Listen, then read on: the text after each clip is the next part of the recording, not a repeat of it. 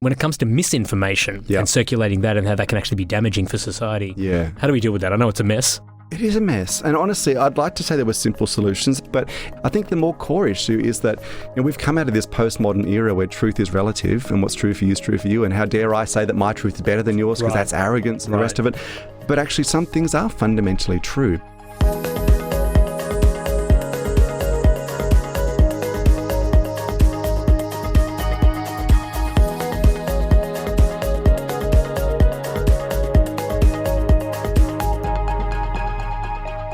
This is Life and Faith, a podcast where we put aside talk of culture war or all the stuff we seem to disagree about and talk about the human longings and experiences we all share that make up the mystery of life and faith.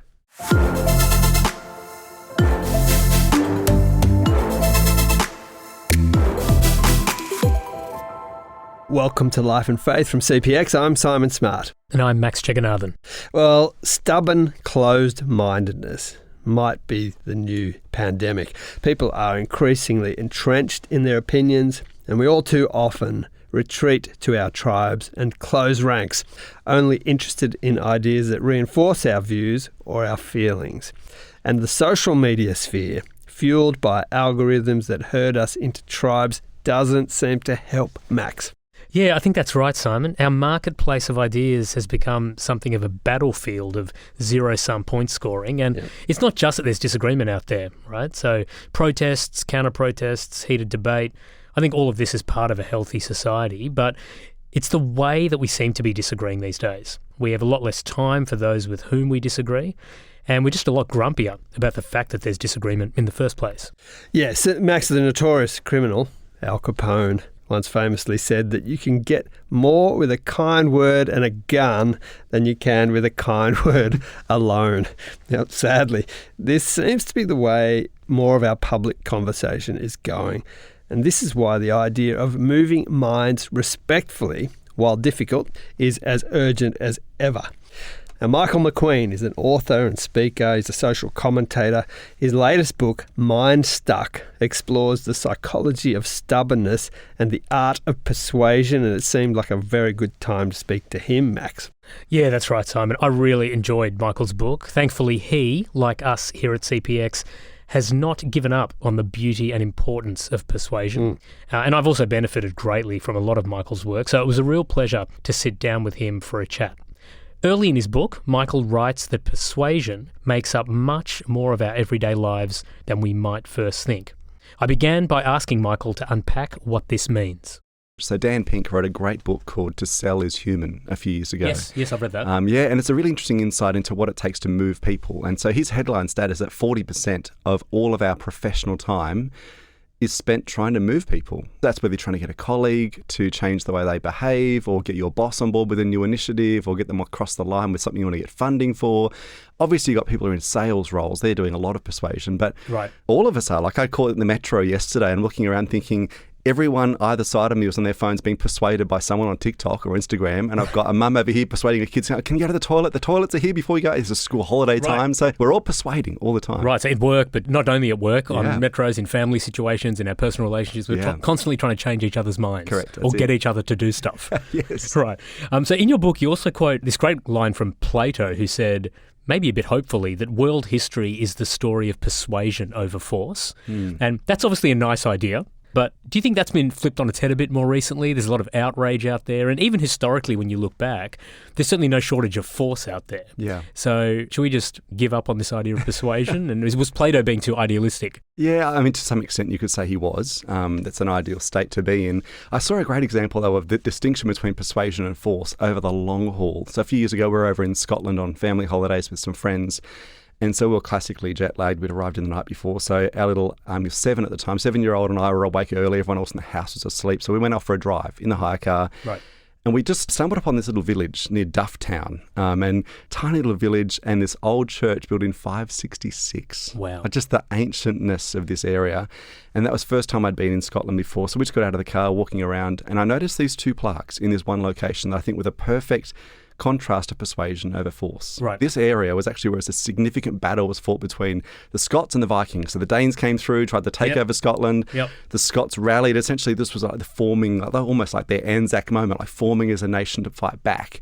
But this exact same location is where Christian missionaries arrived and started to spread the gospel. Right. And interestingly, they didn't do it with force, they did it with persuasion. And in fact, this whole area, there's very few martyrs because they, rather than going with any sense of force or aggression, they just went in with, let's just have a conversation. Let's try and win people over to this new way of thinking. And so they took the pagan Pictish people and made them Christians, essentially within a generation, with very little bloodshed and enduring effect. And I think in this one location, this ancient spot, you saw both.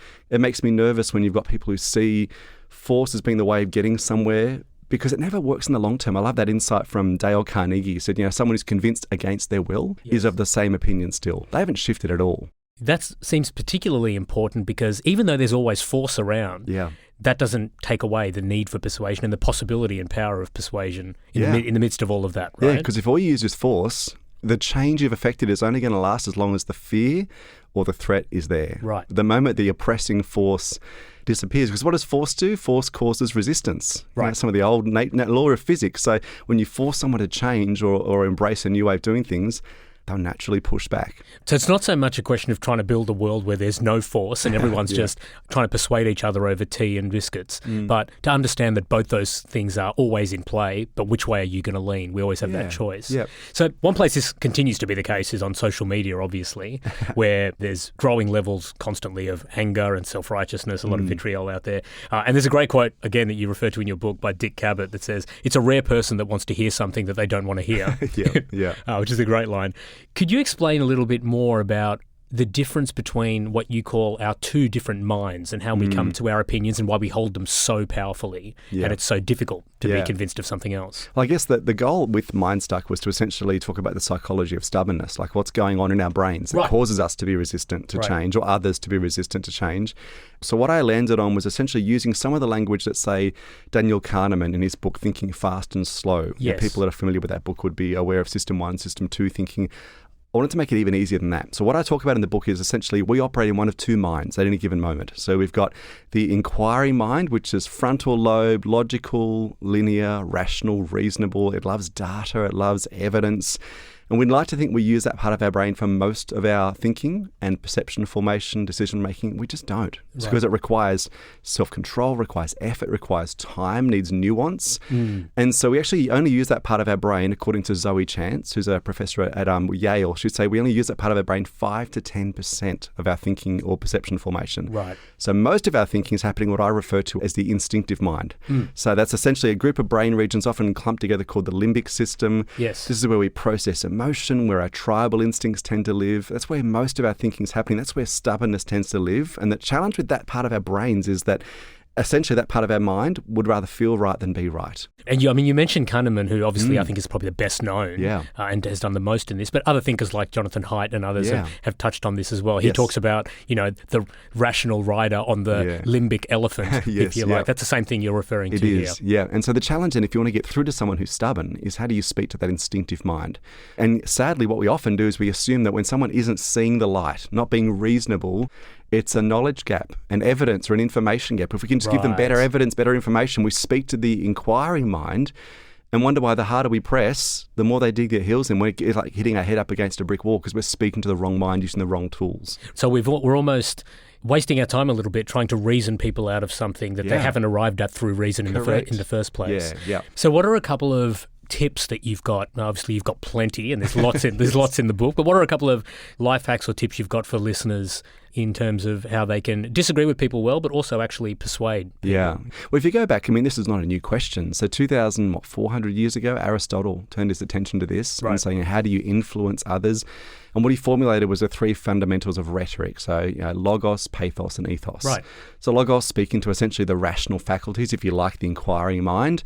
Pathos speaking to some of the emotions, and to an extent that's the heart. Yes. But it's ethos that I think we overlook the most. And ethos speaks to the instinctive mind. So ethos is all about trust and credibility. Right. And so until you've got that, all the logic in the world, you're dead in the water. It's not going to make any impact. And the challenge with ethos is that you and I don't own our own ethos.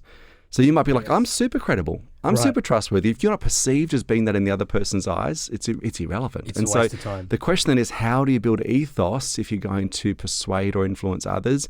There's a whole bunch of things you can do. I mean, Chris Voss, who's a former FBI negotiator, has some great insights on this. He says, call out the strong emotion the other person has or likely has. So if he's dealing with, in a hostage situation, historically, he would say, you probably think right now I'm an idiot, or I don't understand what you're like, and he'd even use stronger language than that. He said, go for the strongest, most evocative language you can. Right. Call out the emotion, because that person will suddenly feel heard. And once you've called out the emotion, it almost negates its power over the other person that causes them to be stubborn. And the other thing too is just to show points of commonality, find that common ground. Yes, I mean, that Chris Voss book, what's it, Never Split the Difference. Never Split the Difference, right, which is a fantastic book. Ethos is really about building authentic connection and authentic bases for trust. Yeah. Somewhere like social media or in our public conversation, that seems so rare and so difficult to do. Yep. But your point is logos and pathos are always going to be important. But without ethos as a foundation, we're kind of going nowhere. We need to be thinking of others and building trust with others. Yeah, and I think there's some great models of this. Even like I've discovered this old school Christian author and teacher in the last few months, David Pawson. Have you ever heard of David Pawson? Yes, I have. Back in the 80s and 90s, this British guy, like just a really simple teacher. Yeah. I was listening to some commentary from him recently on the book of Romans, and he was talking about, in Romans, the key thing about that book is that that's the one church that Paul didn't plant, had never visited. And so the first few chapters, there's like 20-something references to people they would know, almost like, I know this person, you know this person. Like it was all about building credibility. Right, he's building ethos. Correct. Before he got into any of the heavy lifting and the stuff he wanted to challenge them around their thinking on, he built credibility first. And so that's the challenge for all of us, is trust and credibility. That's the foundation you've got to start with. Right. Now, you mentioned this a few times so far, this word empathy, that has become a bit of a trigger word for many, for many different reasons. Yeah, which I find fascinating. But clearly, to build ethos, and even in the context of pathos, having a sense of where people are is obviously important, and you unpack that a lot in your book. Why do you think there are critics out there of empathy now that kind of correlate empathy with weakness or with lukewarmness or a lack of conviction? Yeah, that surprised me. In fact, when I started seeing some of that commentary, I thought empathy was one of these universal traits that everyone just agreed was important. I mean, you can do the splitting of hairs between empathy and sympathy, and there is a difference between those two things. Sure. But I think at the core of it, empathy requires us to step beyond superficial generalizations, to actually try and engage with another person and their views and not rush to labels. And I'm always very aware of labels, because it's so easy to label us versus them, left versus right, whatever the label you want to apply is. Right. And you don't have to engage with that person then. But like actually stepping into someone else's shoes is a powerful thing, obviously, if you want to be persuasive, but it also just makes our thinking better. Otherwise, if you're only surrounded by people who think like you, that's the fertile ground for confirmation bias. Now, Michael just mentioned confirmation bias. And if you're not familiar with the term, it refers to the human tendency to favour information that supports our opinions and to discount or ignore information and evidence that should cause us to question our opinions. Back to Michael. I keep in touch with a few people on socials who, honestly, some of them I think are a bit crazy. Like there's a few of them I'm like, whoa, you have drunk so much Kool-Aid. But I stay in touch with them because I'm like, I want to know what their view is. Because the truth is, anything that someone believes makes perfect sense to them, or they wouldn't believe it. So before I rush to like, what sort of idiot are you? I need to go, okay, what is it that's formed that view? And unless I can try and get into that zone, I have no ability to relate to, engage with, have any influence or relationship with that person. And from a leadership standpoint, I'm going to do a lot of my work in corporates, and I'll talk about the importance of dissenting views or diversity of opinion and avoiding confirmation bias. I love that insight from Andy Stanley when he said that leaders who don't listen will eventually be surrounded by people who've got nothing to say. I think the empathy argument is an interesting one that's out there at the moment, because I think a lot of people struggle with it because they think if you empathise, you show a lack of conviction and a lack of belief in what you've already got. But it's not so much you saying you need to empathise so you change your mind constantly or you start drinking everyone else's Kool-Aid. But it's more not so much being about what kind of an idiot are you, but what kind of an idiot do you think I am and why? Well, I think that's the key thing, is that curiosity is not gullibility. Like it's not being open to absolutely everything, but it's having that posture of humility, because humility is where you learn. Like unless you're able to humble yourself and go, there could be something, maybe not even that I don't know, or just a perspective that I've not considered before, just because it's not been my life experience. That point of humility, that's where learning happens. That's where good thinking happens. Good decisions are made in the middle. So the pastor at our church, he talks about the radical middle, the importance of contending for the point of nuance. Like our instinctive minds love to rush to extremes. Yeah. They love the tribal indignation of us versus them. It actually takes a lot of self-control to sit in the middle and go, there's nuance, there's complexity. And that's where, again, the best thinking happens. Yeah, well, it's certainly increasingly radical to be in the centre of things and trying to see what other people are thinking. One of the things that seems to really drive and cause and cement this kind of mind stuckness is this idea of tribalism. And belonging. You want to talk a bit about that and how that needs to be approached and understood? Well, this is why it's so hard to get through to people when they've got a very different view. Is you're not just, in many cases, challenging their perspective, you're challenging who they are. Right. We have conflated identity and ideology so much. You especially see this expressed in tribalism. And I saw this great example a few years ago. There's a guy named Ben Bowling. So he was doing the graduation speech at his high school in Republican Heartland, Tennessee.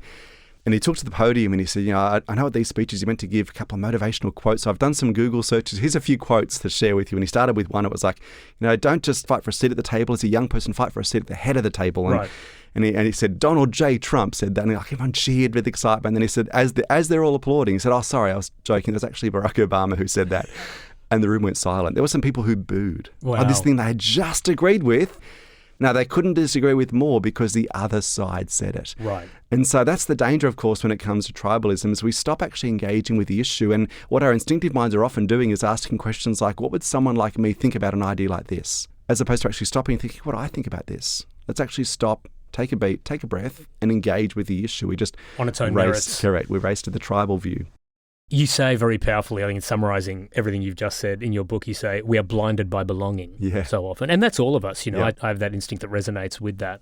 How do we then deal with that? How do we approach this idea of tribalism and belonging in dealing with other people, noting that identity and ideology are so conflated now? I think the first thing is try and do it in person. Right. I think there's so much of what we see that's toxic is perpetrated by online. You only see two dimensions.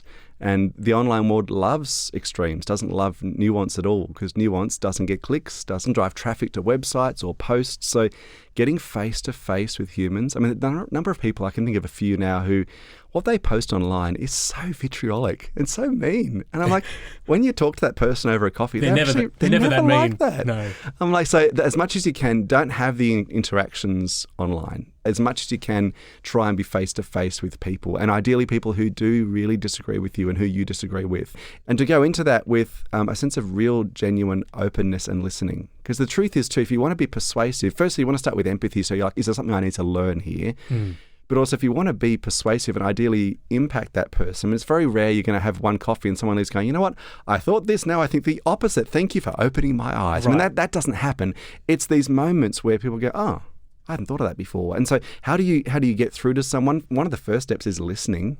Right. Like people who are listened to or feel heard are more likely to listen. And so going into a conversation with someone who thinks very differently from you, do you actually take the time to stop and really understand their view? Not just because you're gathering information, but also because that will mean they're far more open and more likely to consider what you're sharing. Right, which I think is quite an important point, that the art of persuasion doesn't always have to end in a changed mind. Yeah. Even if it ends in better understanding or just representing your views and disagreeing well, that's actually worth our trouble. Yeah, one of the principles I try and keep front of mind personally, because I love being right. We all do. Who doesn't? I was raised in a family of people like debates over dinner. That was just the way we were. So there was this constant sparring match of ideas in my family. So that runs really deep. But one of the things I try and keep front of mind is if you win the argument and lose the relationship, have you really won? Right. And I'm guilty of that. I can think of times where I've won the argument, but the relationship's damaged. And I think that's, is it worth it in that instance?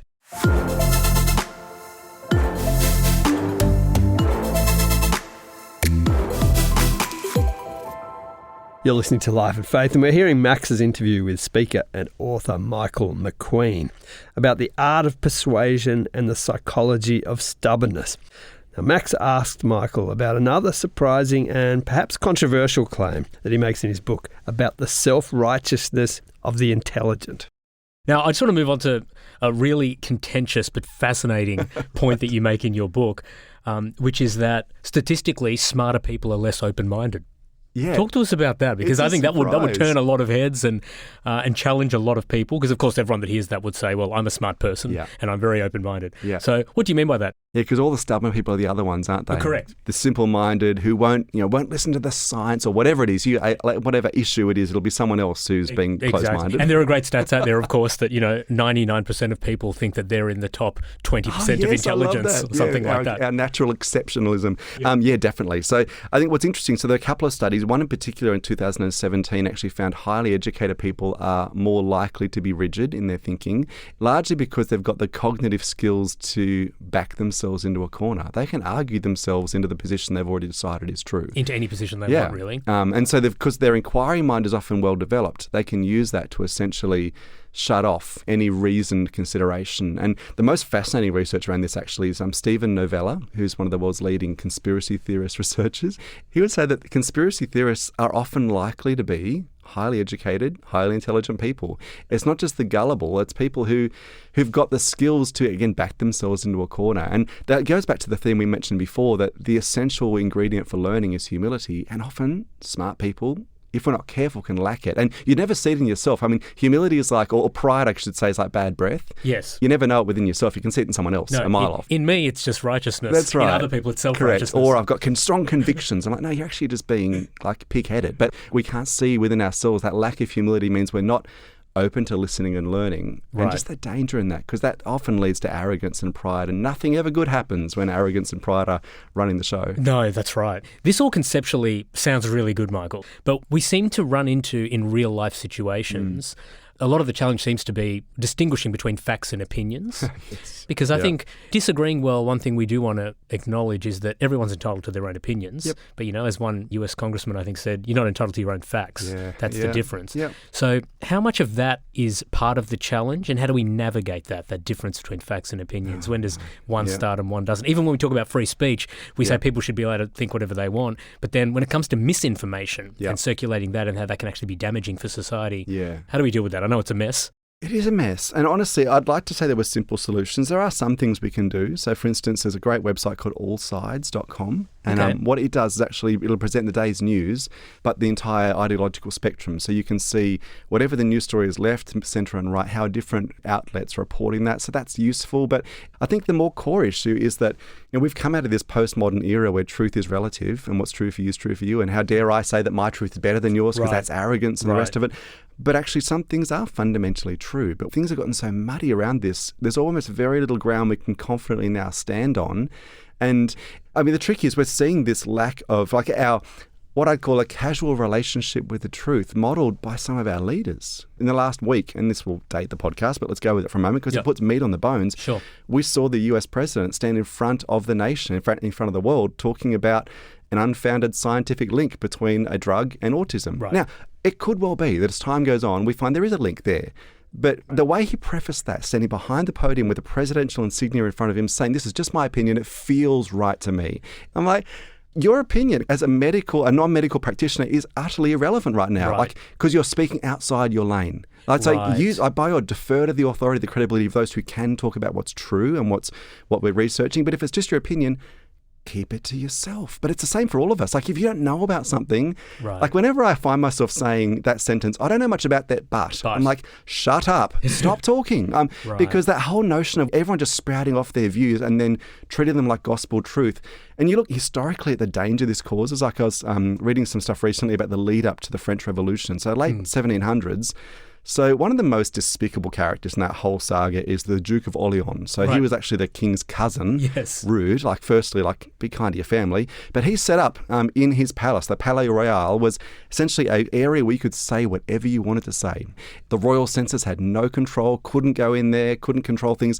The pamphlets that were written weren't just salacious or edgy, they were utterly false. Like, they were making, so Marie Antoinette, there were so many pamphlets about her that just cast aspersions on her and her character. The seeds of the French Revolution and a lot of the wickedness that went along with that started in lies. Came out of that, just explicit disinformation. Correct. And it was all talked about as free speech, but free speech without the boundaries of what we can all agree is a level of truth is a recipe for anarchy and disaster. That's what concerns me, is we've become so casual in our relationship with the truth that has the potential, and this stuff literally keeps me awake at night, has the potential not just erode trust in our society and our institutions and our leaders, that destroys democracy. Like, we need to tread carefully with this stuff. Yeah, this is really tricky, obviously, right? Because people are still, of course, entitled to their opinions, even if they're opinions about facts that are incorrect, right? But obviously, when there's a context where you're behind a podium or you have a position or there's a particular social or broader consequence,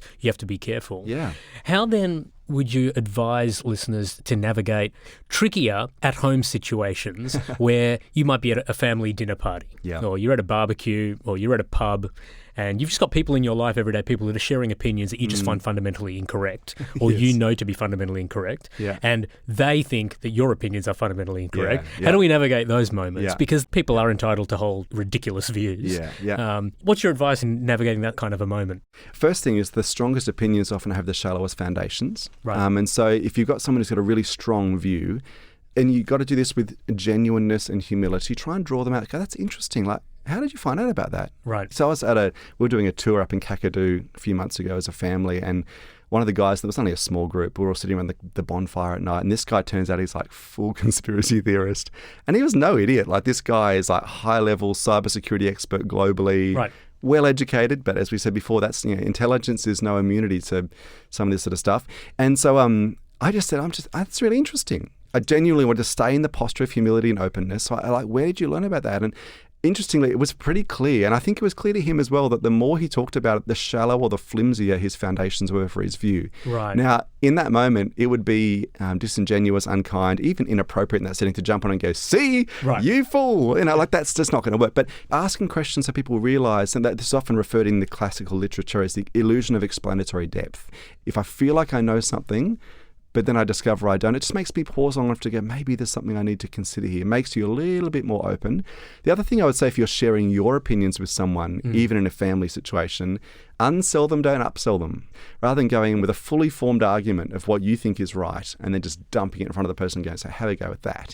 Right. That's going to always trigger resistance or stubbornness, pushback. Just going to firm them up, isn't it? Correct. So if you go in unselling, when I say unsell, this is with phrases that say things like, I could be way off here, or I could be wrong here. I don't know, but my sense is that you're presenting your view, but you're prefacing it with that posture of humility. It's a humility ethos move, right? And let's now have a conversation together. And I think the person who did this best, and I was listening to a podcast interview with the guy who's writing the unofficial biography of Tim Keller at the moment. Okay. And so he was talking about one of the things Tim Keller did really well over in New York. And listeners who don't know of him, his book, The Reason for God, I think is fascinating. A thoughtful interrogation of what Christians believe without checking your brain at the door. Right. But the way he would engage with people who had a really different view from his is it's often referred to as steel manning. This idea of I'm going to make your opinion stronger. I'm going to describe back to you what I understand your view to be, but actually not pull it apart, not straw man it, but steel man it, make it stronger. And what that meant is the other person felt like, okay, I feel understood. In fact, you've articulated my views better than I could do myself. Right. And then he'd start to just have a discussion about it. But that laid the foundation where there was a sense of dignity and trust that meant that you could have a conversation. So these are just some approaches that work in creating an environment where stubbornness isn't triggered. And in those moments, once again, we can get back to what you were saying earlier, relationship and trust is actually the ultimate key. You're not trying to win the day, win the moment, win the argument. You're just trying to walk away from that with a stronger relationship. That's the goal. Than you previously had. Now, a lot of this and a lot of these words, Michael, you talk about dignity and trust. We've talked about ethos. There's a lot of resonance with what the Bible says. Yeah. Specifically, a lot of stuff that Jesus said about, gracious speech and loving our enemies, being quick to forgive and all of that stuff. But in your work, you're also working from a lot of scientific data. You've referred to a lot of it here, qualitative and quantitative, psychological, organisational research and so forth. And so you're obviously speaking for a lot of organisations that aren't religiously aligned in any way. Yeah. How does your Christian faith inform all of this? Because it seems to layer quite easily. Well, I'm in an environment where faith is not super present, like it's not part of what I do every day. And I was saying to someone yesterday, while I don't lead with my faith, is just I don't walk on stage at conferences or on TV to do segments with a cross in front. Right. I'm here to spread the word. I'm just doing my thing. But ideally, my hope would be that there's a fragrance, there's something that people go, oh, that's different. But my greatest fear is that someone would know me for years, 5 or 10 years, and then find out I was a Christian and go, oh, I would never have picked that. I had no idea. Right. That'd be horrifying. But I think too, just going in with that sense of kindness and warmth. I read this great piece yesterday about Dolly Parton being the one person. You see Yes, that article? I read that It's too. so interesting. Like Yeah. Dolly Parton's the one person who brings the left and the right together. Why? Because firstly, she's really self-deprecating. There's a level of humility about her. Yes. But also what's often referred to in the Bible as fruits of the Spirit, like love, joy, kindness, peace, patience. Like there's a kindness to her that neither side can find fault in. And that's where I would hope I would stay, in that middle bit where you can just model those principles, Right. And there'd be a fragrance about them. And once again, that just reaffirms the need for trust, for authenticity, Yeah. but also kind of for nuance Yeah. and empathy and not swinging wildly. if you Yeah. like. I think the thing that I'm noticing right now as we talk about what's happening in the world, what's happening in culture, even what's happening in areas of faith, the thing that's making me nervous when it comes to persuasion is there's a particular brand of muscular Christianity right now. I remember years ago we did a holiday, pre-kids holiday in Israel, and did this tour around the Holy Land. And it was great because it was actually before a lot of the sort of really tumultuous stuff had kicked off over there geopolitically. And remember we were standing there near the Garden of Gethsemane looking down like the path that leads in through the Eastern Gate. And the guide was saying this is the path that Jesus would have walked in on Palm Sunday. You know, the crowds either side, Hosanna, all the rest, palm branches on the ground. And it was interesting. I was so curious as to what happened in that couple of days where you went from palm branches and Hosanna and Jesus is awesome, let's welcome him to the city, like rock star vibes, to being crucify him. crucified. Like that's a really quick transition. And what was interesting to learn about that is that a lot of the geography of Israel or Jerusalem, the old town, gives you hints as to what happened there. Right. Because when Jesus walked in, he didn't turn left. And they were all expecting him to turn left, to go up to the governor's residence, to start a coup, to take on the culture, to take on and this muscular approach. Yeah, a big political win. I'm going to overthrow the status quo. He turned right. Next thing we see is in the temple overturning tables. And the people he's holding to account are the believers, like the church, for want of a better word. And what I see right now is the church, particularly in the West and particularly in the US, is unfortunately doing the turning left vibe. It's trying to take over culture. It's trying to, by force, persuade people or badger people into shifting their views. It's not what Jesus modeled to us. I mean, he was firm, he was convicted, he knew what he stood for, but there was a vibe about him, an approach to him, which is very different. We're seeing very Old Testament energy, Old Testament language being overlaid in a New Testament context with a Jesus brand whacked on it, and calling that modern Christianity. That makes me really nervous because I just don't think it's going to work. It's counterproductive. Right. So in your view, when you talk about the Christian faith and how that can be shared and modelled, it's not just a question of form and substance. Yeah. The form and the way in which people share their faith, especially Christians in this context, is actually part of the substance. Yeah. And it's not weak, it's meek. And I love the distinction between weak and meek. That's a very important distinction. Meek is strength that's essentially controlled under or control contained and targeted at a purpose. And has intentionality behind it. Whereas weakness, that's not what we're called to. That's no one wants a weak leader in the business world. You don't want weak leaders either. But meekness, that sense of intentionality, is incredibly powerful.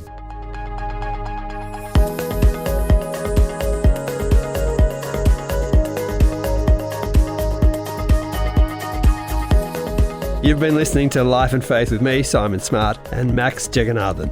Thank you to Michael McQueen for joining us for a great conversation and for sharing some fascinating insights. Links to Michael's website and his latest book, Mindstuck, are in our show notes. If you've enjoyed this episode, please share it with someone who might like it. Also, leave us a rating or review. It really helps more people discover Life and Faith. Thanks also to our producer, Alan Douthwaite. Next time. And we just visit parties. We're just making sure they weren't doing crazy things on the verandas and making sure people weren't passed out in bathtubs and walking them home from the beaches. But we're having a bit of trouble getting into the parties. You'd be in the hotel lobby or hallways and take about 10 minutes to talk your way into the party so you could just look after them. So we went to a random corner store and there was a big box of Allen's Red Frogs sitting on this counter. And the first door we knocked on, they just went, "Oh, Red Frogs," and just dragged us in. And the schoolies would just go, "Oh, Froggers," and they'd give us that nickname. So it was just an accidental branding that stuck.